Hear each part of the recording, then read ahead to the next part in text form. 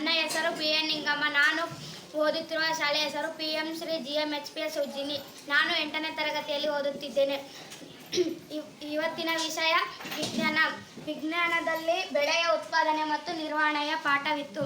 ಹಾಗಾಗಿ ಬೆಳೆಯ ಉತ್ಪಾದನೆ ಹೇಗೆ ಮಾಡಬೇಕು ಎಂದರೆ, ನಮ್ಮ ಮನೆ ಹತ್ತಿರ ಸ್ವಲ್ಪ ಜಾಗವಿತ್ತು.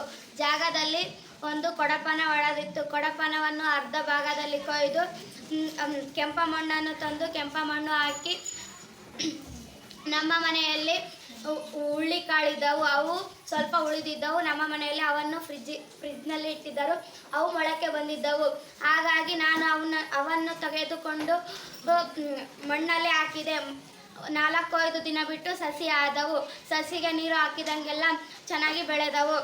ಆಮೇಲೆ ಅದರಲ್ಲಿ ಹುಳ್ಳಿಕಾಳು ಬಿಟ್ಟಾಗ ಹುಳ್ಳಿಕಾಳನ್ನು ಒಣ ಮಾಡಿ ಇಟ್ಕೊಂಡ್ವಿ. ಹೆಸರು ದೀಕ್ಷಿತಾ. ನಾನು 8ನೇ ತರಗತಿ ಓದುತ್ತಿದ್ದೇನೆ. ನಾವು ಚೆಂಡು ಹೂವು ಹಾಕಿದ್ವಿ. ಅದು ಒಂದು ಅರ್ಧ ಎಕರೆಗೆ ಹಾಕಿದ್ವಿ. ಅಷ್ಟು ಒಂದಿನ ಬೀಜ ಹಾಕಿದ್ವಿ. ನೆಕ್ಸ್ಟ್ ಎಲ್ಲ ಇದು ಹೊಲ ಎಲ್ಲ ಹೋಗ್ಕೊಂಡು ಅದೆಲ್ಲ ಮಾಡ್ಕೊಂಡು ಬೀಜ ಹಾಕಿದ್ವಿ. ನೆಕ್ಸ್ಟ್ ಡೇ ಎಲ್ಲ ನೀರು ಕಟ್ಕೊಂಡ್ವಿ. ಹಾಗೆ ಒಂದು ವಾರ ಪತ್ತು ನೆಕ್ಸ್ಟ್ ಡೇ ಹಾಗೆಲ್ಲ ನೀರು ಕಟ್ಟಿದ್ವಿ. ದಿನ ಒಂದು 15 ದಿವಸ ಹಂಗೆಲ್ಲ ಹೋದ್ಮೇಲೆ ಸ್ವಲ್ಪ ದೊಡ್ಡವಾದ ಗಿಡ ಸಸ್ಯ ಕಿತ್ತು ಮತ್ತು ಹೊಲದಾಗೆ ಮತ್ತೆ ಅದನ್ನ ಬೇರೆ ಜಾಗದಲ್ಲಿ ಹಚ್ಚಿ ಚೆನ್ನಾಗಿ ಈಗ ಸ್ವಲ್ಪ ಆಗಿದೆ. ಈಗ ಕುಡಿ ಮರಿತೀವಿ. ನೆಕ್ಸ್ಟ್ ಮಗ್ಗು ಬಂದು ಮಗ್ಚಿದಿಂದ ಹೂವು ಬಿಡ್ತದೆ. ಹೂವು. ನನ್ನ ಹೆಸರು ಟಿ ಸಂಜನಾ, GMHPS ಸ್ಕೂಲ್. ನಾನು ಓದುತ್ತಿರುವುದು 8ನೇ ತರಗತಿ. ನಾವು ಹಿಂಗೆ ಶಾಲೆಯಲ್ಲಿ ಓದುವಾಗ ವಿಜ್ಞಾನ ಪುಸ್ತಕದಲ್ಲಿ ನೀವು ಏನೋ ಆದರೂ ಬೆಳೆಯಿರಿ ಎಂದು ಬಂದಿತ್ತು. ನಾವು ಆವಾಗ ಬಾಟಲಿಯಲ್ಲಿ ಬೆಳೆದಿದ್ವಿ. ಸ್ವಲ್ಪ ದೊಡ್ಡದು ಬಾಟಲಿ ತಗೊಂಡು ಅದರಲ್ಲಿ ಮುಕ್ಕಾಲು ಭಾಗದಷ್ಟು ಮಣ್ಣನ್ನು ಹಾಕಿ ಅದನ್ನು ಹದ ಮಾಡಿ ಮೆತ್ತಗೆ ಮಾಡಿ ಅದರ ಮೇಲೆ ಮೆಕ್ಕೆಜೋಳವನ್ನು ಹಾಕಿದ್ದೇವೆ.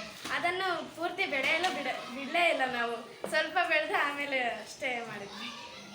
ನನ್ನ ಹೆಸರು ಅಕ್ಷತಾ, 8ನೇ ತರಗತಿ. ನಾನು ಸಾಲೆಲ್ಲ ಹೊಡೆದು ರೂಟ್ ಹೊಡೆಸಿ ಬೀಜ ಹಾಕಿ ನೀರು ಕಟ್ಟಿ ಬೆಳೆದು ಮೆಕ್ಕೆಜೋಳಲ್ಲಿ ಬೆಳೆದು ಮೆಕ್ಕೆಜೋಳ ಬಂದಮೇಲೆ ದೊಡ್ಡವಾದ್ಮೇಲೆ ತೆನಿ ಮುಗಿಸಿ ಮಾರಿ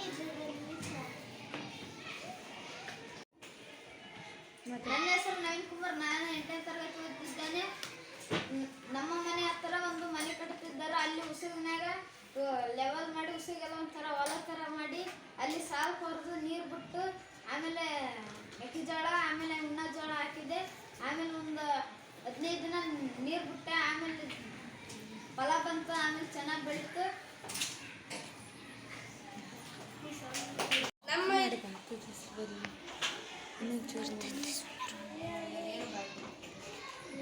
ನಮ್ಮ ಹಿತ್ತಲಲ್ಲಿ ನಾನು ನಮ್ಮ ಮನೆಯಲ್ಲಿರುವ ಪಾಲಕ್ ಸೊಪ್ಪನ್ನು ಹಾಕಿ ಅದರಲ್ಲಿ ಒಂದು 4 ಅಡಿ 5 ಅಡಿ ಬಿಟ್ಟು ಅದರಲ್ಲಿ ಇದು ಕುರ್ಚಿಗೆ ತಗೊಂಡು ಹಿಂಗೆ ಅಂದು ಎಲ್ಲ ಎಡೆ ಕುಂಟಿ ಹೊಡೆದು ಅದ್ರ ಮೇಲೆ ಬೀಜ ಹಾಕಿ ನೀರು ಬಿಟ್ಟು ಒಂದು 2-3 ಕೊಡಪಾನ ನೀರು ಬಿಟ್ಟ ಮೇಲೆ ಒಂದು 5-6 ದಿನ ಆದಮೇಲೆ ಪಾಲಕ್ ಸಸಿಗಳು ಹಿಂಗೆ ಬಂದು ಆದಮೇಲೆ ಅದನ್ನು ಪಾಲಕ್ ಸೊಪ್ಪು ಅರೆದು ಸಾಂಬಾರು ಮಾಡಿದ್ವಿ. ಚೆನ್ನಾಗಿ ಗುಲ್ಮಂಟನ್ನು ಇದು ಹೊಲವನ್ನು ಮೆತ್ತಗೆ ಮಾಡಬೇಕು. ಅಂಶೇರಿಕೆ ನೀರು ಒಯ್ದು ಸಾಲು ಬರೋದು. ಅಂಶೇರಿಕೆ ರಾಗಿ ಕಾಳನ್ನು ಉದುರಿಸಿ ಅವು ಮೊಳಕೆ ಬರೋ ತನಕ ನೀರನ್ನು ಒಯ್ದು ಮೊಳಕೆ ಬಂದ ಮೇಲೆ ಸಾಲು ಹೊಡೆದು ಹಚ್ಚಬೇಕು.